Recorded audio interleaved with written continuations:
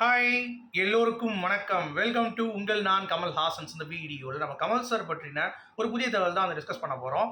So வீடியோக்குள்ளே போகிறதுக்கு முன்னாடி நம்ம சேனலுக்கு நீங்கள் புதுசாக இருந்தீங்க அப்படின்னா கண்டிப்பாக சப்ஸ்கிரைப் பண்ணிக்கோங்க. வீடியோ மறக்காமல் ஒரு லைக் பண்ணிக்கோங்க. இப்போ நம்ம வீடியோக்குள்ளே கண்டிப்பாக போகலாம்.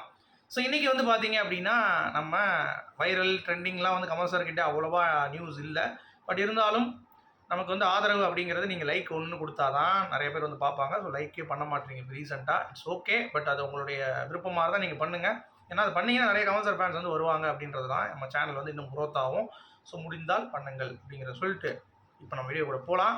ஸோ ஃபஸ்ட்டே வந்து கம்பேரிஷன் தான். விஜய் அவர்களை பற்றியும் கமல் அவர்களை பற்றியும் சீமான் அவர்கள் கம்பேர் பண்ணி ஒரு நெரேட்டிவ் செட் பண்ணுறாரு. இன்றைக்கி என்ன சொல்லியிருக்காரு அப்படின்னு பார்த்தீங்கன்னா, அதாவது கமல்ஹாசன் அவர்கள் வந்து பேச செஞ்சார். அட்லீஸ்ட்டு விஜய் அவர் பேசக்கூட மாட்டாப்புல. கமல்ஹாசன் அவர்கள் நல்லா எதிர்த்தார். எல்லா இடமும் வந்து கொஸ்டின்ஸ் வந்து ஆன்சர் பண்ணார். எங்கேனாலும் வந்து அவர் பண்ணுவார். பட் விஜய் அது கூட இல்லை, தகுதியற்ற ஒரு நபர் தான் அப்படின்ற மாதிரி சொல்லியிருக்காரு. பட் கமல் சாருக்கு அந்த தகுதியாச்சு இருந்துச்சு அப்படின்னு சொல்கிறது உங்களுக்கு அது தப்பு. ஆக்சுவலாக வந்தப்போ பயங்கர நாலேஜ் வந்து கமல் சாருக்கு இருந்தது. பட் மக்கள் வந்து புரிஞ்சிக்கல அப்படிங்கிறது தான் பாயிண்ட். அதனால தான் அவர் இப்போ வந்து டிஎம்கேக்கு ஒரு கூட்டணி போயிட்டார் அப்படிங்கிறது பார்க்க முடியுது. பட் சீமான் இது கொஞ்சம் சீண்டுதல் மாதிரி இருக்குது. அதனால் கொஞ்சம் தயவு செஞ்சு சீண்டாதீங்க அப்படிங்கிறது தான். அது எல்லாத்துக்கும் நல்லது கிடையாது அப்படிங்கிறத நான் சொல்லிக்கிறேன். ஓகே, அடுத்து ஜிவி பிரகாஷ் அவர்கள் இப்போ லேட்டஸ்ட்டாக அவருடைய ப்ரமோஷன் போகும்போது கமல் சார் ஜெயிச்சார்னா ரொம்ப சந்தோஷப்படுவேன். ஏன்னா சினிமாவில் சம்பாதிச்ச காசு சினிமாலே போடுறது அவர் தான். அதனால் அவர் தோல்வி அப்படிங்கிறப்ப எனக்கு கொஞ்சம் கஷ்டமாக இருக்கும். பட் ஜெயிச்சார்னா சந்தோஷப்படுவேன். கண்டிப்பாக நிறையா ஜெயிச்சார்னா நிறையா சினிமா வந்து இருக்கும். அதனால் எனக்கு ரொம்ப ரொம்ப பிடிக்கும் கமல் சார் அப்படின்ற மாதிரி ஜிவி பிரகாஷ் அவர்கள் அவருடைய கருத்துக்களை தெரிவித்திருக்கிறார் அப்படிங்கிறது தான். அடுத்து ஆர்கேஎஃப்ஐலேருந்து ஒரு அறிவிப்பு வரப்போகுது கூடிய சீக்கிரம் KS237 அப்படிங்கிறது எல்லாத்துக்குமே தெரியும். சரியா? ஆனால் KS237 பிரம்மாண்டமாக இருக்க போகுது அப்படின்ற மாதிரி சொல்கிறாங்க. அதாவது ரஜினி கமல் படம் மட்டும்தான் பிரம்மாண்டமாக இருக்க போகுது. லைக் இந்த படம் இருக்குல்ல, KGF, காந்தாரா, அந்த மாதிரி நிறைய பிரம்மாண்டமான படங்கள் வந்து வர ஆரம்பிச்சிருச்சு. குவாலிட்டி கண்டென்ட் அப்படிங்கிறது. அதே மாதிரியே கமல்ஹாசன் மற்றும் ரஜினிகாந்த் இருக்கக்கூடிய படம் இருக்கும் அப்படிங்கிறது நிறைய ஜேர்னலிஸ்ட் வந்து இப்போ எக்ஸ்பெக்ட் பண்ணுறாங்க. பட் அதை விட்டுருங்க, KS237 பிரம்மாண்டமாக இருக்க போகுது அப்படின்ற மாதிரி சொல்கிறாங்க. ஸோ அது நமக்கு அறிவிப்பு வந்தால் தான் தெரியும். என்ன ஜேர்னலில் வரப்போகுது, என்ன கான்செப்ட், என்ன எடுக்க போகிறாங்க அப்படிங்கிறது நமக்கு தெரியாது. அறிவிப்பு வந்தால் தான் தெரியும். பட் இருந்தாலும் அவங்களுடைய வாக்குறுதி ஆர்கேஎஃப்ஐ வந்து பார்த்திங்கன்னா அதிகாரப்பூர்வமாக ஒரு அறிவிப்பு கூடிய விரைவில் வெளியிட போகிறாங்க அப்படிங்கிறது தான். KS237 பற்றியும் 8 பற்றியும் வருவதற்கான வாய்ப்புகள் இருக்குது. ஸோ அதனால் பார்ப்போம். என்னதாலும் சரி, ஸ்லோவாக பண்ணுங்கள், பிரச்சனை இல்லை. பட் தரமான குவாலிட்டி கண்டென்ட்டாக இருக்கணும் அப்படிங்கிறது எந்த ஒரு மாற்று கருத்தும் இல்லை. ஏன்னா இப்போ சினிமா எங்கேயோ போயிடுச்சு.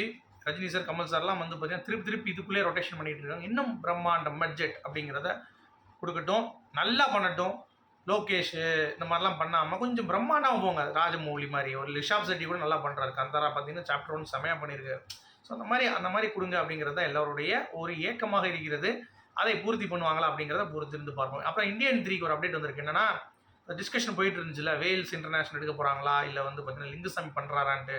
அது சம்மந்தமாக வந்து ஒரு வாரம் டைம் சங்கர் சார் வந்து கொடுத்துருக்காரு போல். அப்படி இல்லைன்னா அடுத்த ப்ராஜெக்ட் அவர் வந்து போகிறார் அப்படின்றது தான். ஏன்னா இவங்க இழுத்துகிட்டே இருக்காங்க, இழுவரி அந்த மீட்டிங் வந்து போயிட்டே இருக்குது அப்படின்றதுனால இன்னும் சரியாக வந்து பார்த்தீங்கன்னா அதுக்கு வந்து பிடி கொடுக்கல. ஸோ அப்படி இருக்கும் பொழுது கொஞ்சம் கஷ்டமாக தான் இருக்குது அப்படிங்கிறது தான். சரி, ராதா ரவி கமல் சார் எப்பயுமே சீண்டுவார் எப்பயுமே. பட் இந்த வட்டம் வந்து புகழ்ந்து இன்டர்வியூ கொடுத்துருக்காரு. அதாவது அவருடைய படங்கள் அப்படிங்கிறது எனக்கு ரொம்ப பிடிக்கும். எனக்கு வந்து அன்பே சிவமாக இருக்கட்டும், அப்புறம் நாயகனாக இருக்கட்டும், அப்புறம் வந்து அவருடைய காமெடி படங்களில் கிரேசி மோகன் எழுதுகிற டைலாக் கூட இவரும் டைலாக் பேசிட்டு நல்லா வந்து அதை ஹைலைட் பண்ணுவார். அது ரொம்ப பிடிக்கும். அந்த குவாலிட்டியில் அடிச்சிருப்பார். எப்பயுமே அந்த அரசியல் அப்போ கமல் சாரை போட்டு அடித்தார் அவர். அதுக்கடுத்து இப்போ ஃபுல்லாக வந்து பார்த்தீங்கன்னா படம் அப்படிங்கிறப்ப எப்படி அடிக்க முடியும், எவனா அடித்து பாருங்களேன் அப்படின்றப்ப நமக்கும் தோணுது. நீ அரசியலில் மாற்று கருத்து இருக்கலாம், ஆனால் சினிமாவில் கமல் சார் வந்து பார்த்தீங்கன்னா வேறு லெவல் அப்படிங்கிறது இதன் மூலமாக நமக்கு தெரியுது. ஓகே, அடுத்து முக்கியமான ஒரு டாபிக்ங்க. அதாவது கமல் சார் நற்பணி இயக்கம் அப்படிங்கிறது எதனால் மாற்றினார்ன்றது ஒன்று இருக்குல்ல. அதாவது அவருடைய ஏர்லியர் படங்களில் 1980s என்ன பண்ணிட்டாங்க, அந்த ஒலிம்பிக்கில் டார்ச் எடுத்து ஓடுவாங்கள்ல, அந்த மாதிரி வந்து பார்த்தீங்கன்னா தீப்பந்தம் எடுத்துகிட்டு ஒரு ஏரியாவிலேருந்து ரசிகர்கள் ஓடி வந்துட்டாங்க கமல் சாரை பார்க்குறதுக்கு. ஸோ அதை பார்த்துட்டு ஷாக் ஆகிடுது. என்னடா அது இப்படிலாம் இருக்காங்களே, அவங்களுக்கு சுடுமே இல்லை ஏதோ ஒன்று நடந்துச்சுன்னா என்ன வருது, பொறுப்பு என்ன அப்படின்னு சொல்லிட்டு அப்போ தான் முடிவு பண்ணாராம், ரசிகர்களை நல்வழிப்படுத்த வேண்டும் அப்படின்னு சொல்லிட்டு அந்த கான்செப்ட். ஸோ அதை ரெடி பண்ணி அதுக்கடுத்து அவர் நற்பணி இயக்கம் ஆரம்பித்து ரசிகர் மன்றத்தெல்லாம் கலைச்சி அவனை எவனாவது இதுமாரி தூக்கிட்டு சுற்றினீங்கன்னா அவனை போட்டு தெளிக்கண்டா அப்படின்ற மாதிரி தூக்கி நகதிட்டாப்புல. எவனாவது காசு வாங்குறேன், இது பண்ணுறேன், அது பண்ணுறேன், பேனர் கட்டுறேன்லாம் பண்ணாத, உன் வேலையை நீ பாரு, உடல் தானம் பண்ணு, ரத்த தானம் பண்ணு, இந்த மாதிரி நல்ல விஷயத்துக்கு கொண்டு போய் சேருங்க அப்படின்ற மாதிரி அவர் சொன்ன உடனே அதுலேருந்து தான் அப்படியே அந்த ரெஸ்ட்டு வந்தது. ஹிஸ்ட்ரி தான். கமல் சார் தான் பண்ணது அப்படின்றது ஒரு ஹிஸ்ட்ரியாக வந்து ஃபார்ம் ஆயிடுச்சு அப்படிங்கிறது தான் பாயிண்ட். அடுத்து இளையராஜாவுடைய பேரை வந்து போகிற போக்கில் அப்படின்ற மாதிரி ஒரு ஆல்பம் வந்து மியூசிக் போட்டிருக்காருல, அதை வந்து கமல் சார் சும்மா வந்து பார்த்துட்டு பாராட்டி அப்படிலாம் பண்ணல.